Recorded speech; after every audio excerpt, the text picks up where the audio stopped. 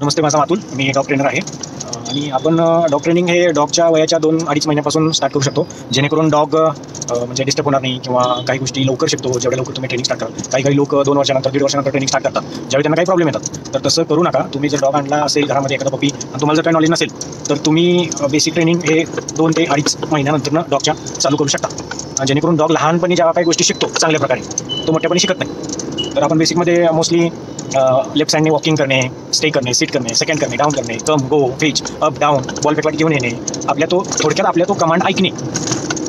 आणि आपण त्याच्यानंतर हा 3 महिन्यापर्यंतचा कोर्स चालतो आपला बेसिक ट्रेनिंगचा.